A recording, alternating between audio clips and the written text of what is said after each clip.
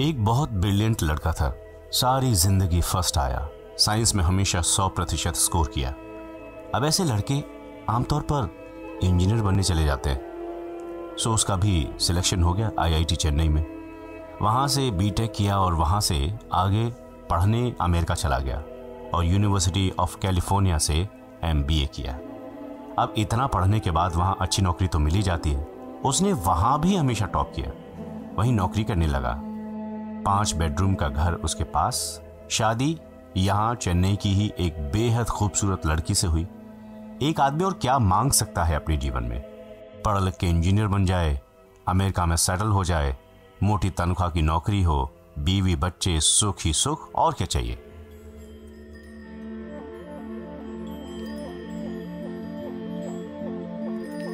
लेकिन दुर्भाग्यवश आज से 4 साल पहले उसने वहीं अमेरिका में सपरिवार आत्महत्या कर ली। अपनी पत्नी और बच्चों को गोली मारकर खुद को भी गोली मार ली। सवाल खड़ा होता है, व्हाट वेंट रॉन्ग? आखिर ऐसा क्या हुआ? गड़बड़ कहां हुई? ये कदम उठाने से पहले उसने बाकायदा अपनी वाइफ से डिस्कस किया, फिर एक लंबा सुसाइड नोट लिखा और उसने बाकायदा अपने इस कदम को जस्टिफाई किया और यहां तक लिखा कि इससे बढ़िया रास्ता इस परिस्थिति में कोई हो नहीं सकता। उनके इस केस को और सुसाइड नोट को California institute of clinical psychology ने व्हाट वेंट रॉन्ग जानने के लिए स्टडी किया। पहले कारण क्या था? सुसाइड नोट से और मित्रों से पता किया। अमेरिका की आर्थिक मंदी में उसकी नौकरी चली गई।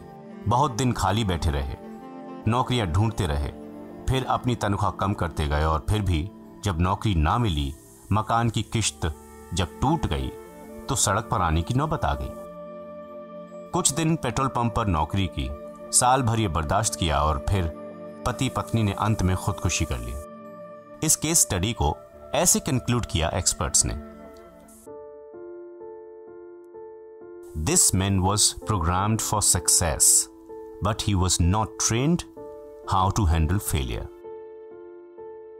यह व्यक्ति सफलता के लिए तो तैयार था, पर इसे जीवन में यह नहीं सिखाया गया कि असफलता का सामना कैसे किया जाए। अब उसके जीवन पर शुरू से नजर डालते हैं। पढ़ने में बहुत तेज था, हमेशा फर्स्ट ही आया। ऐसे बहुत से पेरेंट्स को भी जानता हूं जो यही चाहते हैं कि उसका बच्चा हमेशा फर्स्ट आए, कोई गलती ना हो उससे।